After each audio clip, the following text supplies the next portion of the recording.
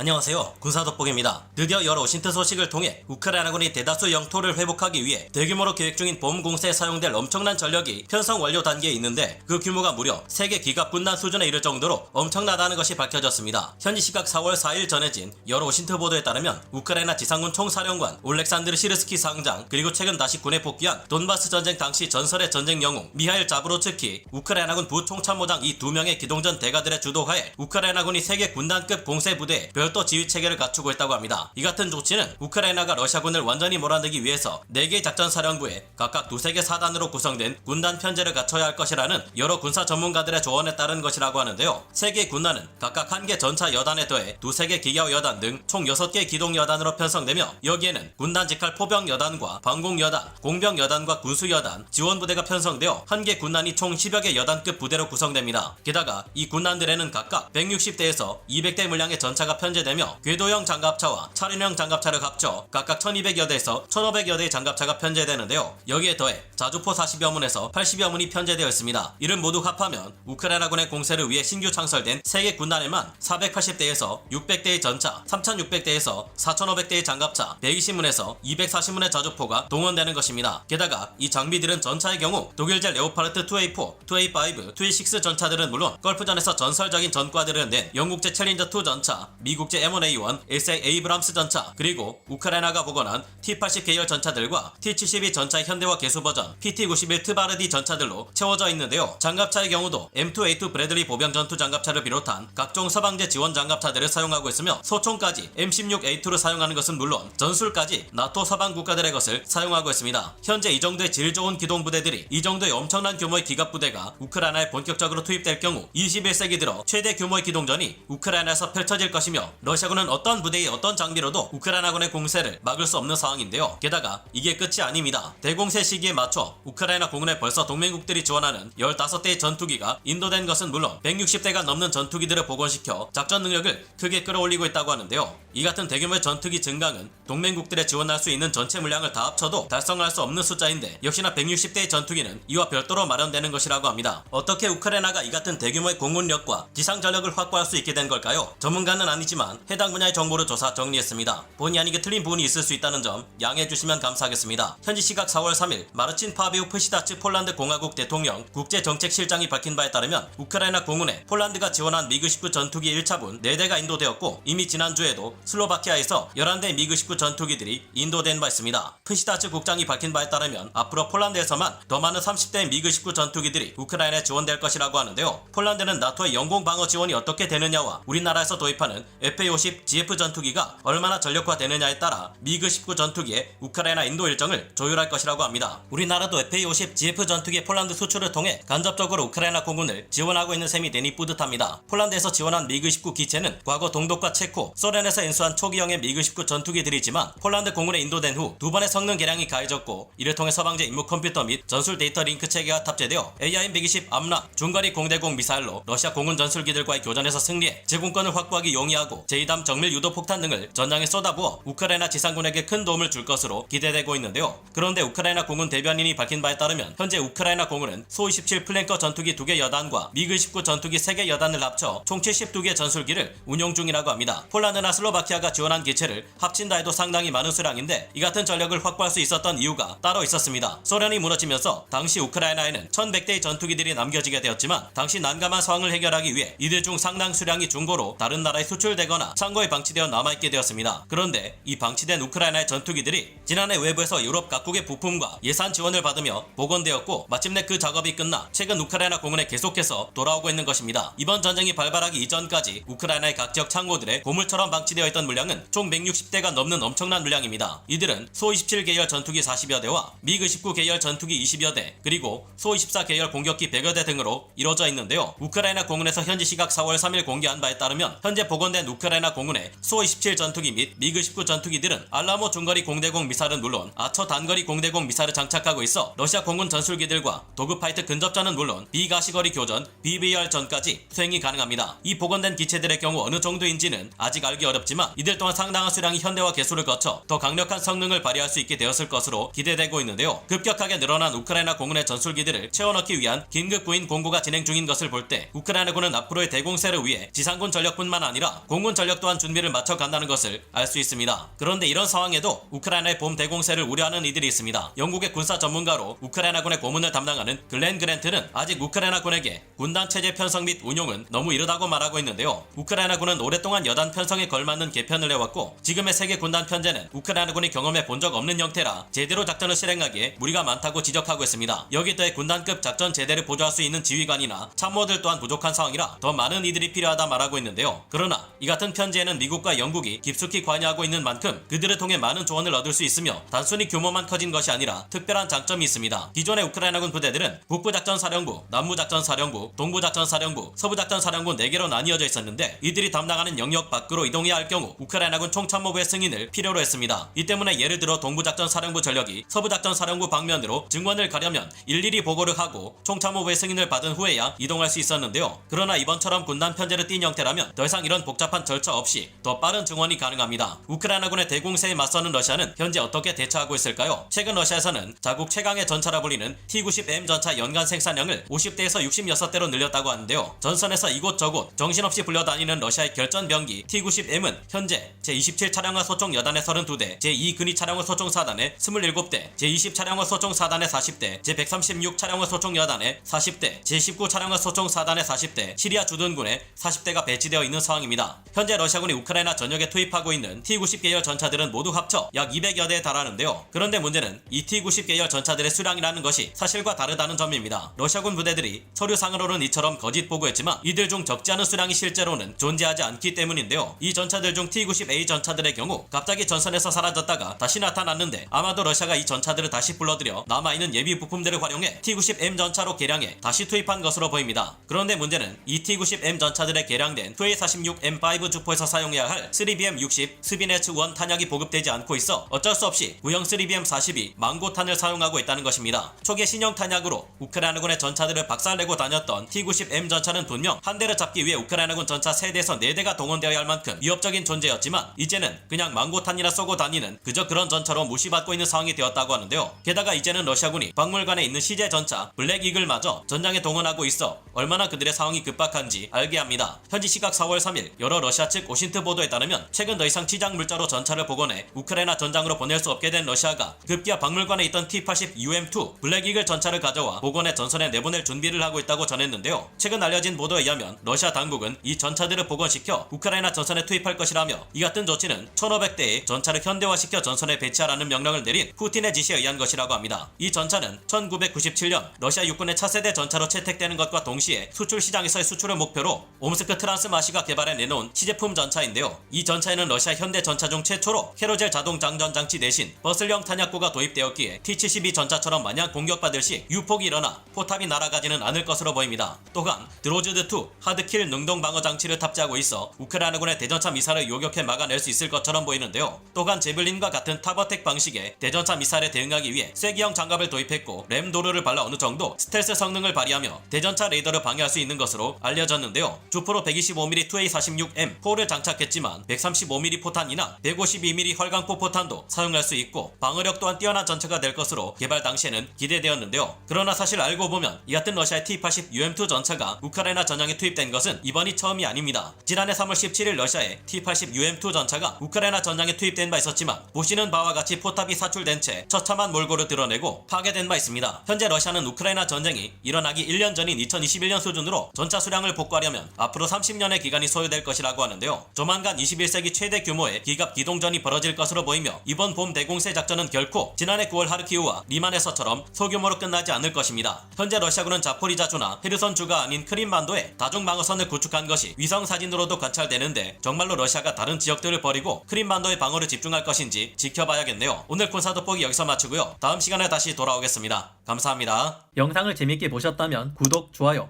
알림 설정 부탁드리겠습니다.